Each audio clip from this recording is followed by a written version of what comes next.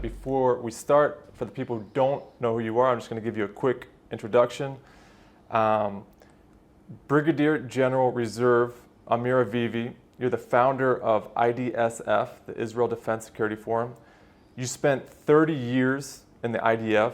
You were the Deputy Comptroller of the Security Forces, the Director of the Office of the Chief of Staff, the Deputy Commander of the Gaza Division, Commander of the Sagig Brigade that dealt with the Egyptian border, Commander of the Combat Engineer Battalion, and Commander of the School of Combat Engineering. Did I miss anything?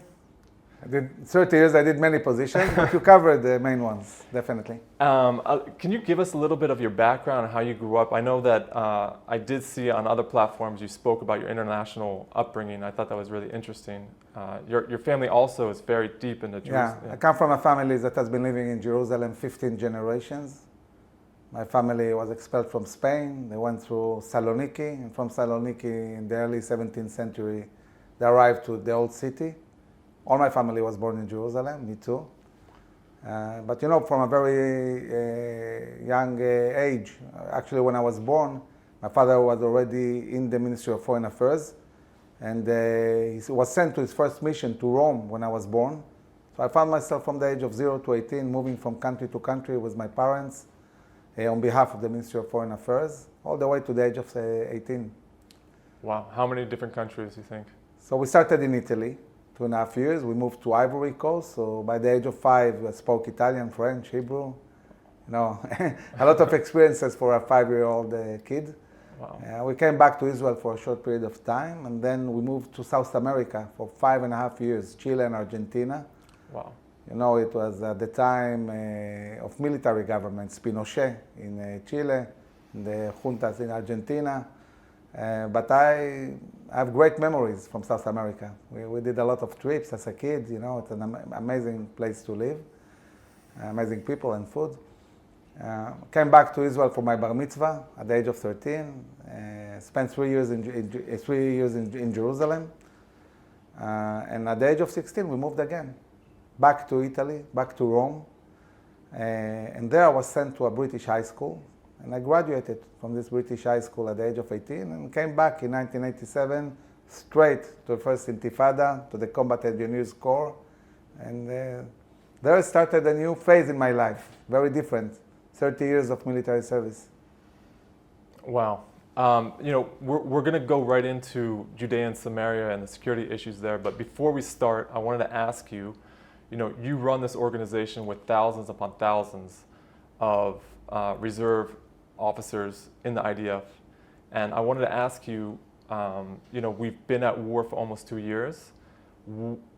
How are they doing? How are the soldiers doing physically, mentally, spiritually? I mean, I don't understand what it's like to fight a war as a soldier, as an officer, while also understanding that at the top level, things are going, you know, back and forth. So if you can maybe express, how are they doing? So obviously it's a long war, it's not easy. It's not easy for the soldiers, but the motivation is very, very high. And you see it, by the way, in the draft to the army. The young generation is very, very highly motivated. They all want to fight, they all want to be, you know, in combat units. The demand is very, very high. And people are going into the combat, you know, with really a lot of spirit, wanting to win this war. And as the war is moving forward, and we see the huge success, you know, with Hezbollah. We defeated Hezbollah. It was a huge organization. Syria fell. 12 days we defeated Iran. And in Gaza, you know, we are almost controlling 75% of the Gaza Strip. We conquered 75% of the Gaza Strip, and in areas we conquered, we are completely destroying all the infrastructure, the tunnels, the booby-trapped houses. We are leveling down everything, killing all the terrorists.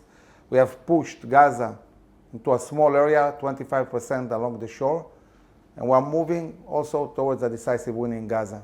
So this gives the reassurance, you know, to our soldiers that this is moving the right way. It's not that we don't have challenges. There are many, many issues, many challenges, big decisions that need to be taken in the coming weeks and months, talking about the overall vision and where this is going. But on the ground, people are fighting and doing a good job. I think that for the reserve, it's not easy. for the families, for the kids, for people who have jobs.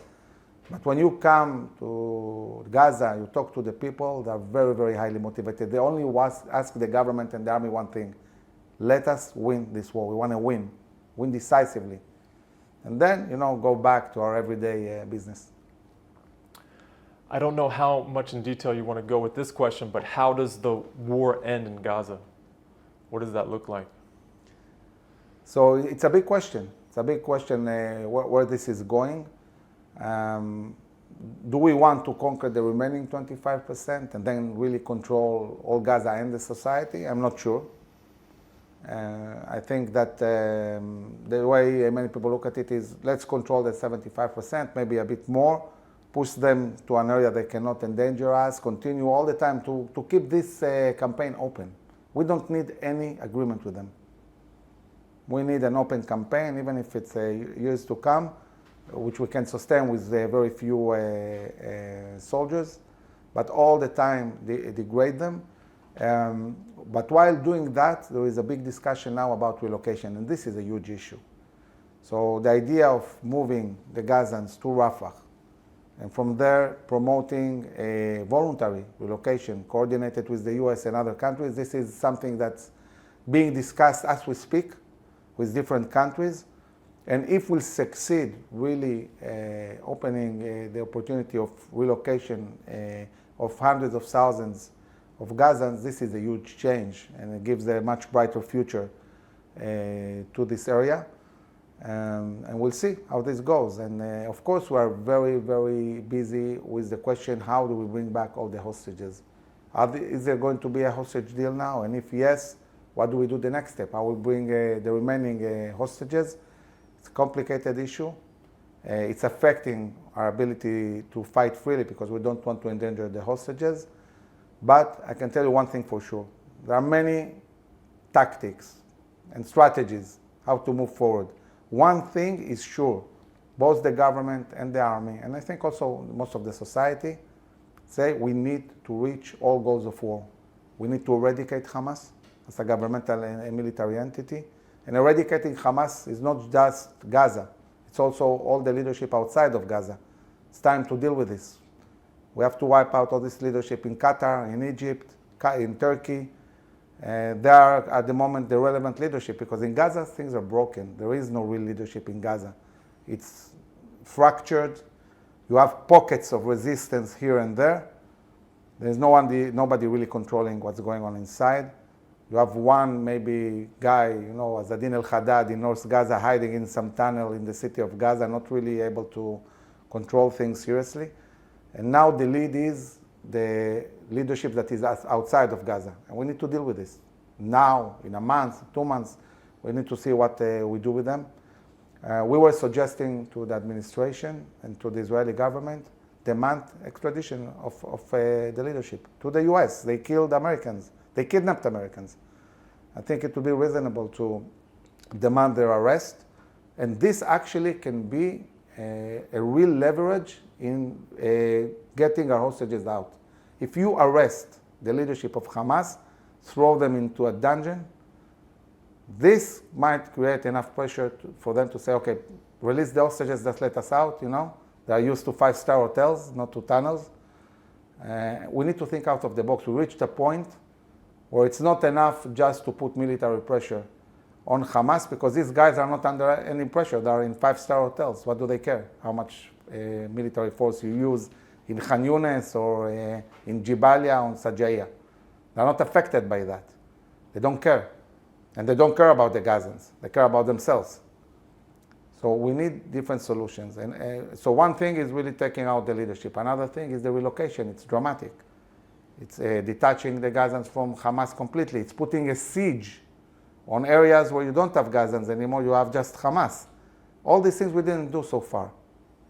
And it's not just about conquering another neighborhood or going in. And then the question is, for example, take the city of Gaza. City of Gaza is still controlled by Hamas. We didn't conquer it. We are surrounding it, controlling it from the air. Do we conquer it or not? If you go in, you need 3 divisions. Might take some time. It will have its prices, but If you conquer the city of Gaza and push all the Gazans south of Netzarim corridor, no Hamas, no Gazans, everything under Israeli control, okay, what now? What do you do with the northern part of Gaza? If the plan is to take it, create a trading zone, and realizing Trump's vision about what should this area be, amazing, it's worthwhile sending 3 divisions and conquering the city of Gaza. If we're going to conquer it with all the prices, in order to have in a year the Gazans going back to this city, it's a waste of time. Why do that? They are now in the city. Let's put a siege on them, control it from the air, and tell them, listen, nothing is going to change. You'll stay in this 25% until you surrender, until you lay down your weapons, and we're going to control completely 75% of the Gaza Strip. Why didn't they conquer Gaza City? Why didn't the IDF take it? And just before the Iranian war, the command that the army got is take control of 75% of Gaza. Why not the remaining 25%? In the remaining 25% you have hostages. Also, if you take all the remaining 25%, you control 2 million people. It has huge repercussions. If you have to really control them under military control. And this is a decision the government hasn't taken. Now the government can say, we want military control of Gaza Strip, conquer 25%. No problem, the army knows how to do it.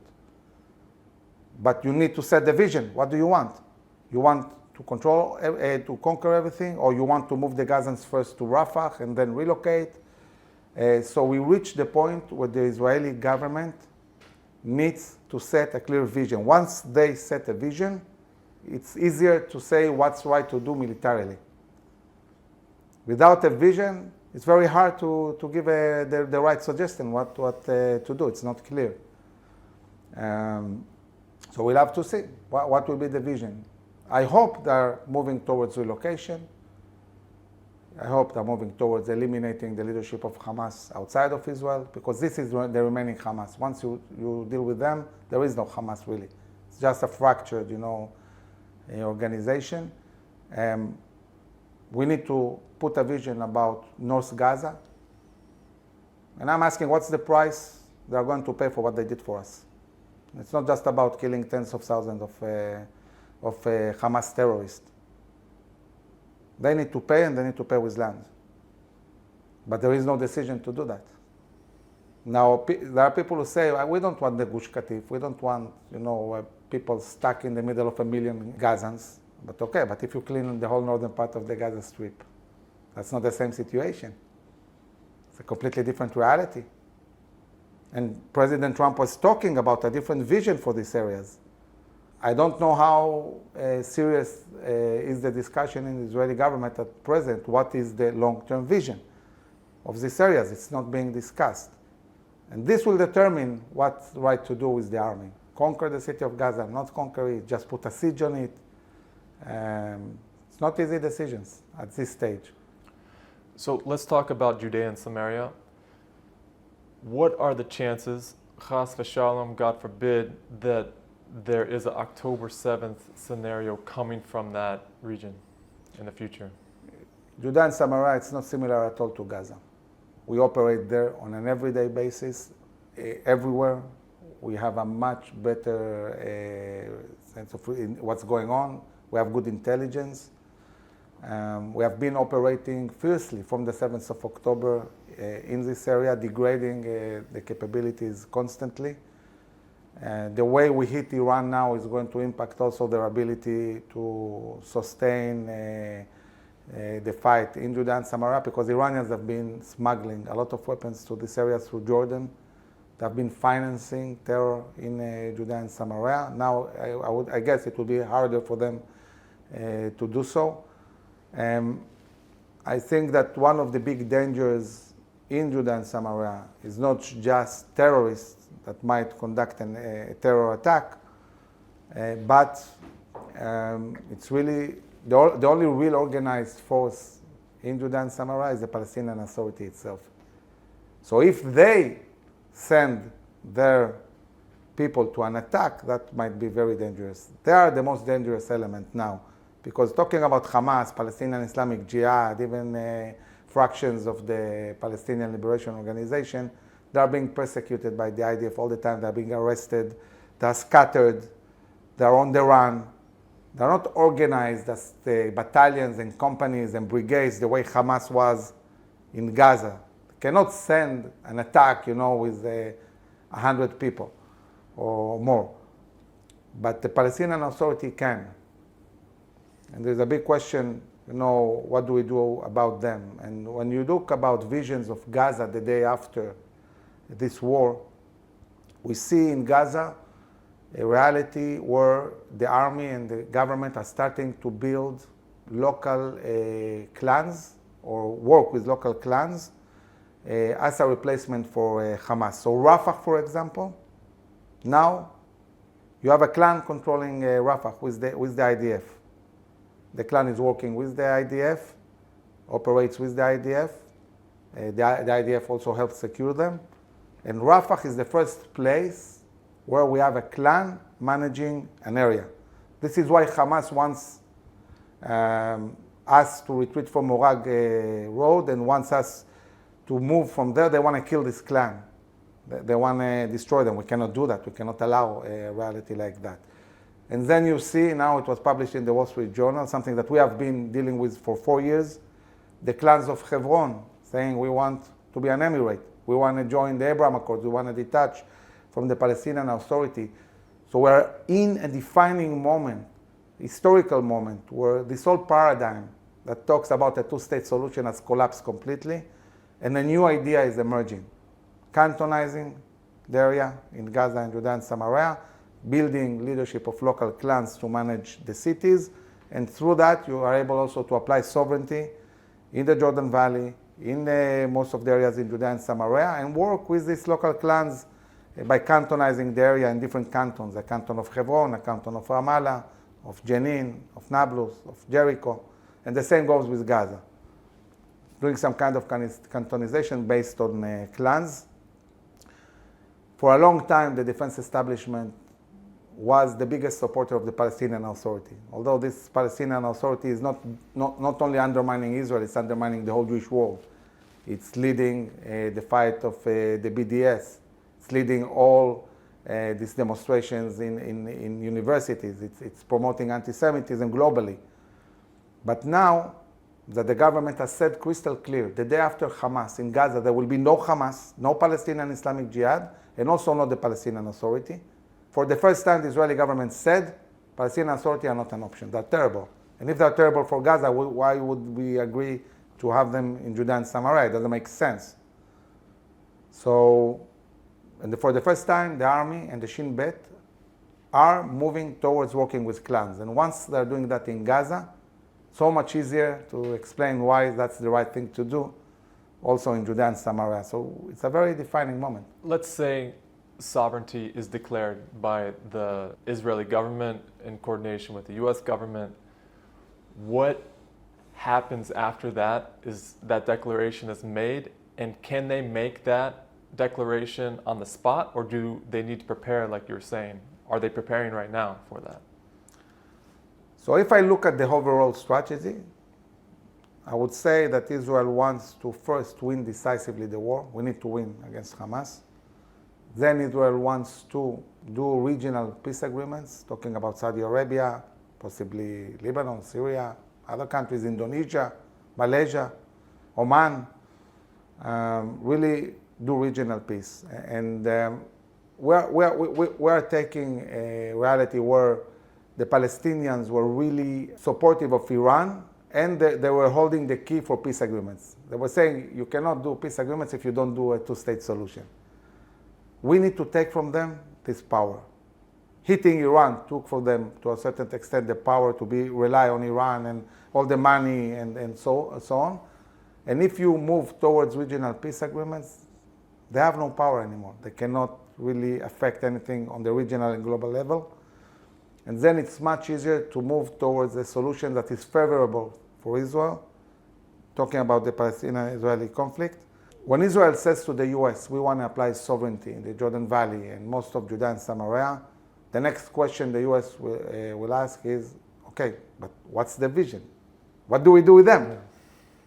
You need a vision. You need to say what you want. Now, we excel at saying what we don't want. We don't want a two-state solution. Okay, what do we want? We need a solution. And the solution, the best solution we have at present is cantonizing the area, creating these local cantons or emirates based on the local clans. And this is the right vision, really, for the long term that enables Israel to apply its sovereignty on one hand, and enables Israel to keep the idea of self-governance for them. We don't want to annex 2 million Palestinians and give them Israeli citizenship. It's our interest not to do so. Now, when you look at Israeli society, all of it, half of the Israeli society, maybe 60% say, we need security, we need to live along defensible borders, we need to be able to defend ourselves by ourselves, we need to be connected to our heritage and history and, you know, the Bible Belt and so on, and they're right.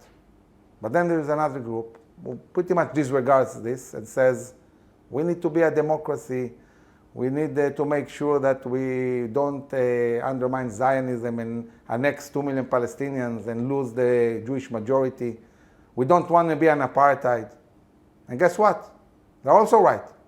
We need to take these two worldviews and connect them and find a solution that on one hand secures us for generations to come, connects us to our Jewish Zionist values, connects us to the homeland of the Jewish people, creates security, but on the other hand, also make sure we stay a flourishing democracy, we find a solution that is according to international law, we don't annex all these Palestinians, and we find a solution that we can live with. And the idea of local management of clans, of cities, cantonizing or creating kinds of emirates, bridges between these two needs. And this is why it's a very good solution. And this solution can also work with other solutions. For example, for years, there was an idea of creating some kind of confederation with Jordan. Okay, Jordan can have a confederation with local clans. Or anchoring a solution in the Sinai Peninsula and parts of Gaza, maybe. Okay, this can connect to cantons in certain areas in Judea and Samaria. So this idea is very flexible. And I believe that solutions are not a religion.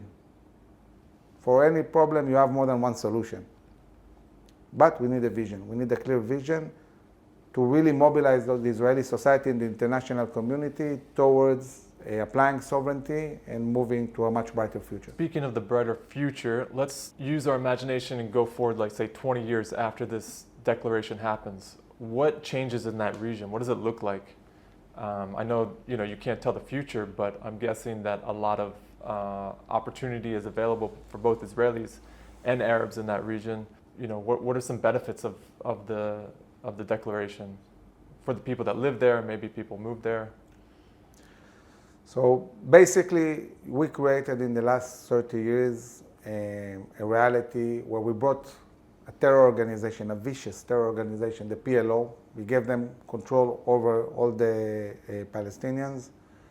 And they are pushing constantly one vision only, destroying the state of Israel. So they are inciting in schools, they are paying billions to terrorists, they are doing international campaigns against Jews and promoting anti-Semitism. And this is like a swamp that creates endless amount of mosquitoes in the form of terrorists that keep attacking us, and it doesn't matter how many operations we do, how many arrests we conduct, it never ends. Because if they are growing people from kindergarten to kill Jews, it will be ongoing, it will never end. You need to de-radicalize these elements. Now, the idea of clans that want prosperity, they want to cooperate with Israel, they want trade, and they're not interested in these religious nationalistic ideas. They want local management in their own area. Clan is a family. The head of the family wants the family to be loyal to him. What endangers loyalty in a clan is radicalism. If somebody is loyal to ISIS or Hamas, is not loyal to the clan. So they tend to suppress this.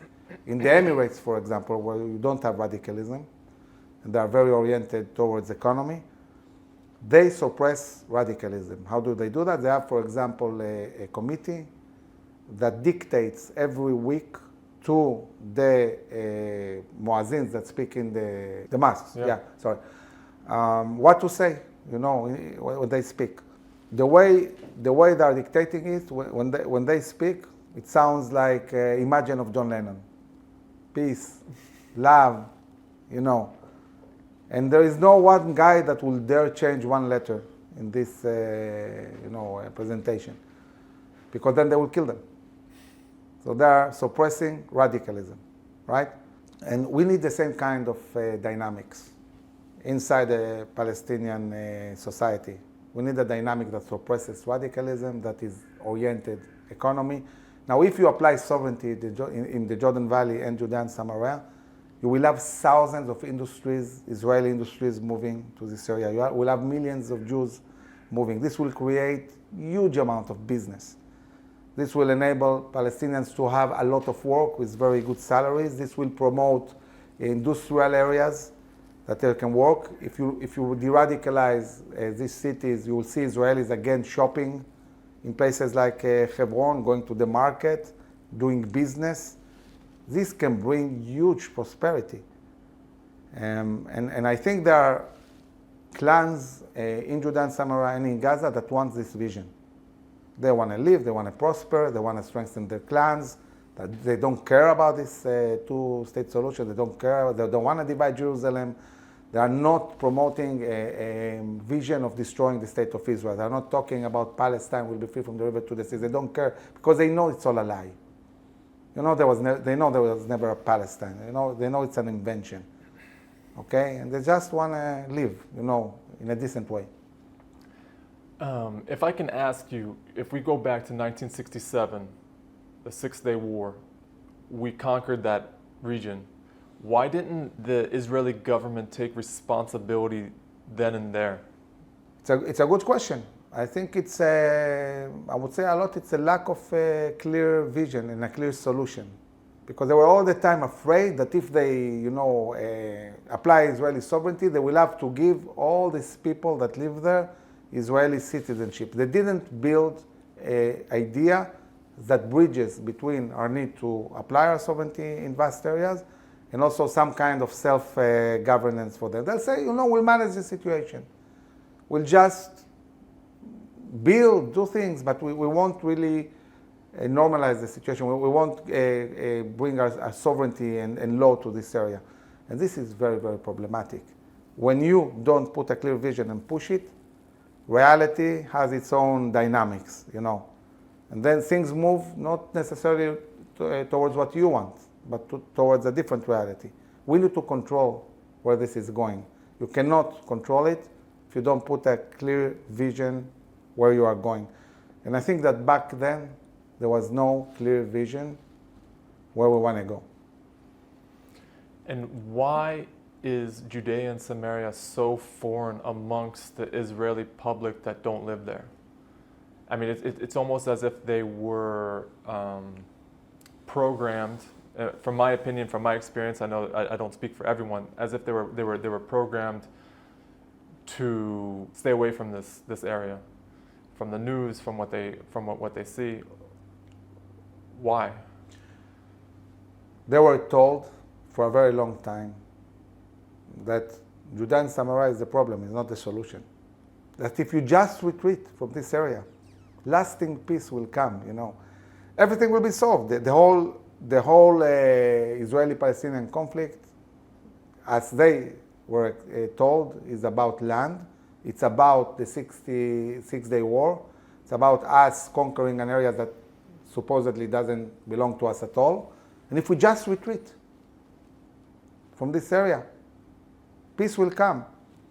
When I published my book, No Retreat in Hebrew, the first edition, 6 months before the war, describing the war that is coming and what will happen also after the war, I wrote in the back of the book that the classic discussion between two Israelis is a discussion about a solution to a problem they never defined and never agreed upon.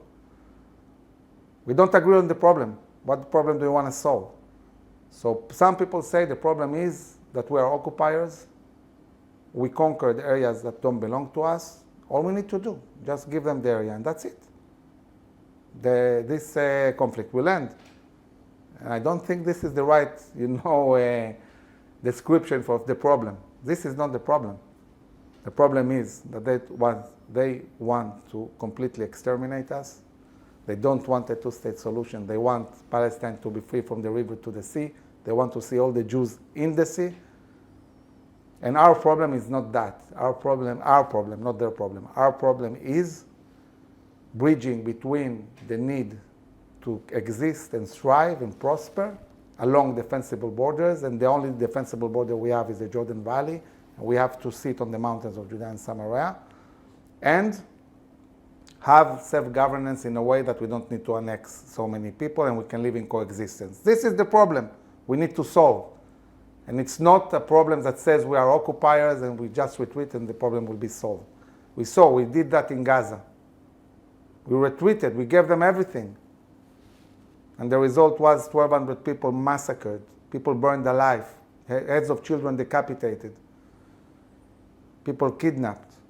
2 years of war which is not ending. Now, Gaza is nothing. Gaza is a small, shallow place on the side near the sea. This is not the mountains of Judea and Samaria.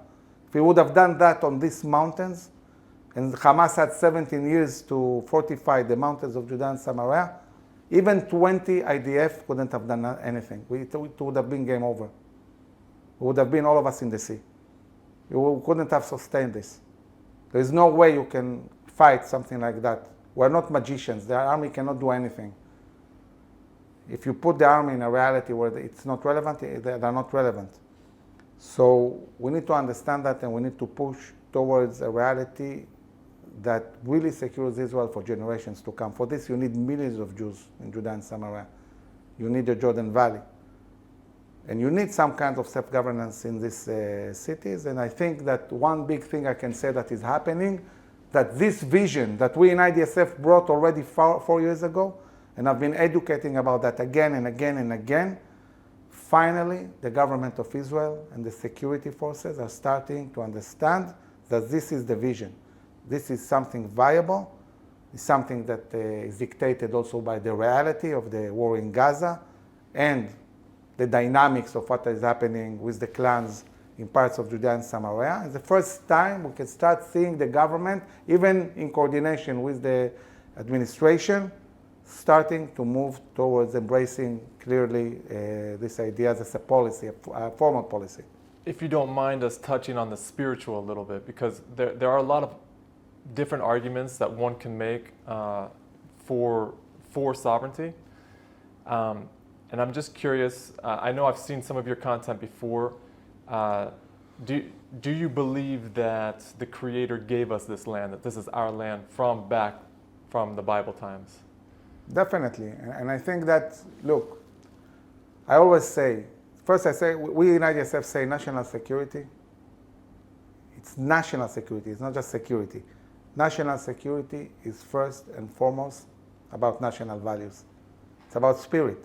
It's about our deep connection to our Jewish heritage, to Zionism, to the whole idea of who we are as a nation. What is this to be the Jewish people? The people of Israel in the land of Israel. And the story needs to be holistic. There is no half story.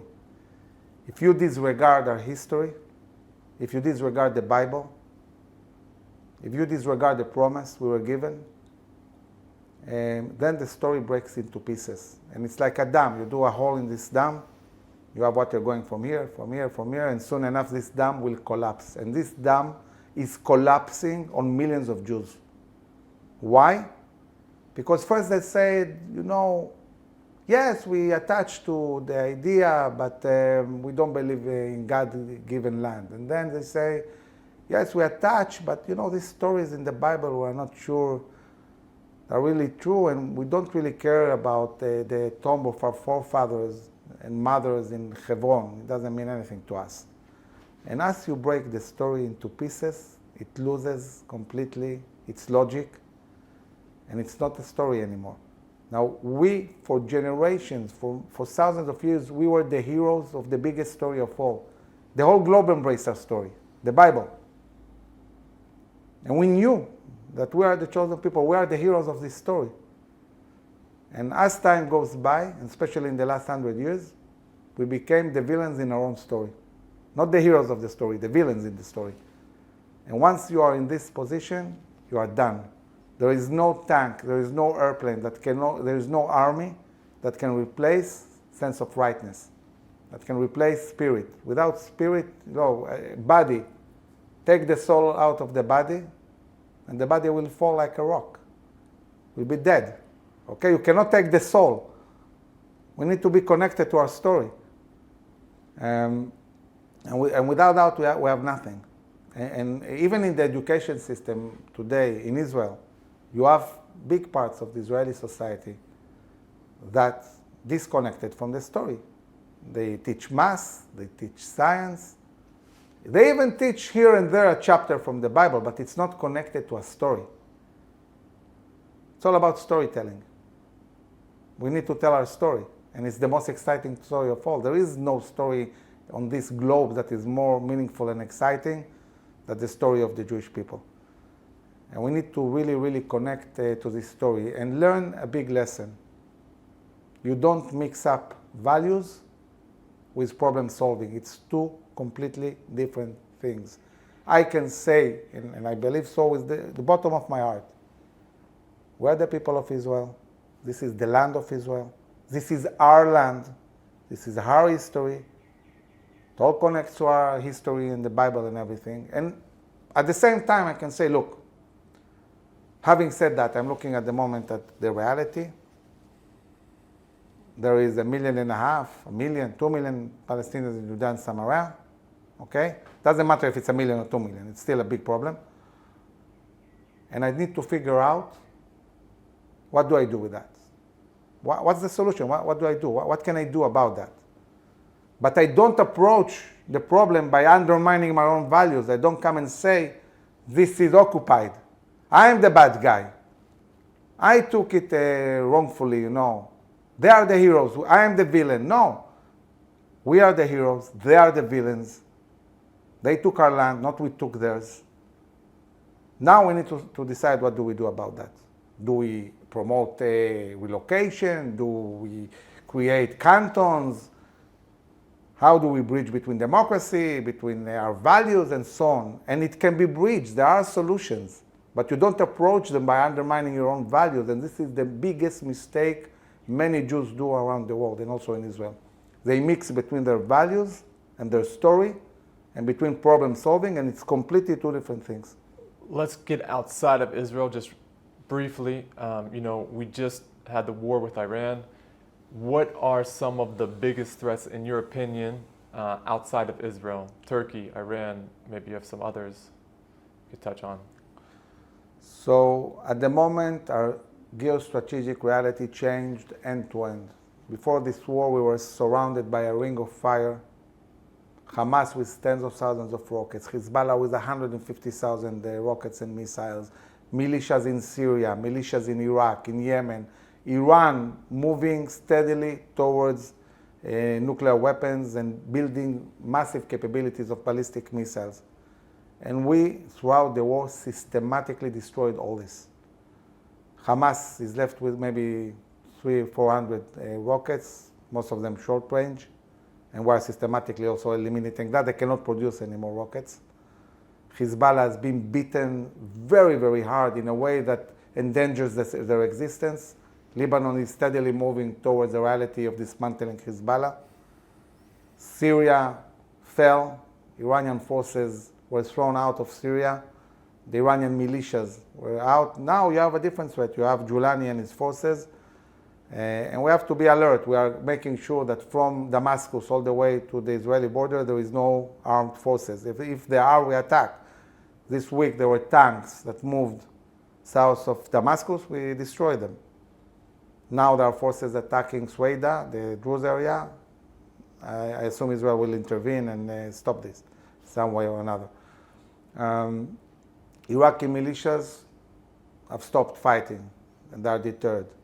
Houthis have been hit strongly and they are still occasionally shooting a ballistic missile, but they have been weakened. And the attack on Iran is historical. In 12 days, we brought this nation on its knees. We destroyed their nuclear program. We destroyed all the industries that were producing ballistic missiles.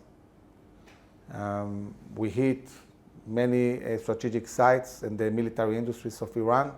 And the most important thing, we destroyed completely the deterrence. Now, the US is not deterred from them, Europe are not deterred from them. It's much easier to impose our sanctions. It's much easier for the US to say, if you try to renew something, we'll attack you. Not Israel, the US, we will attack you. It was unimaginable to think the US will attack Iran before. And they were not planning to attack Iran at all, even in this war.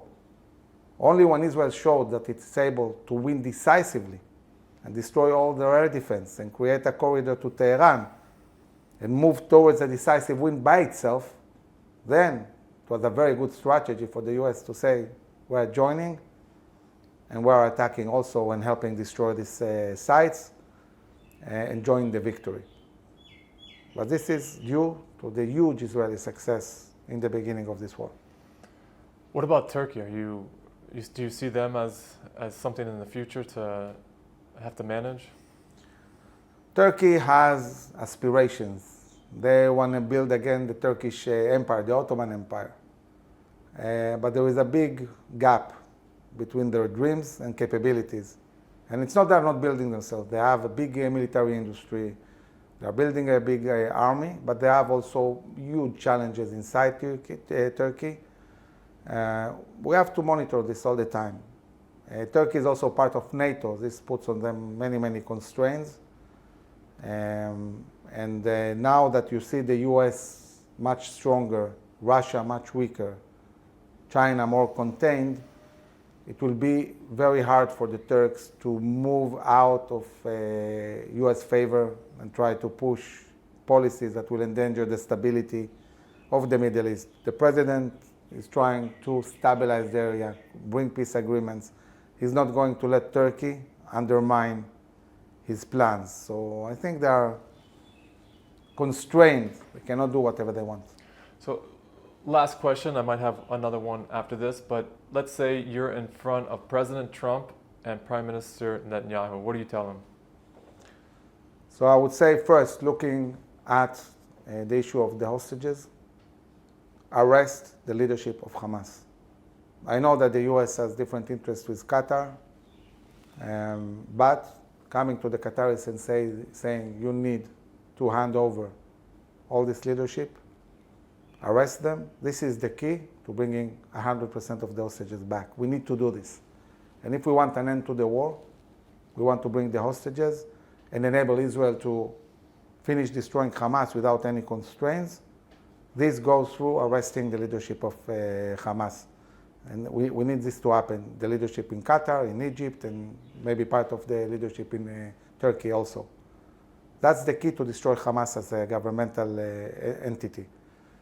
And the other thing is, we need sovereignty.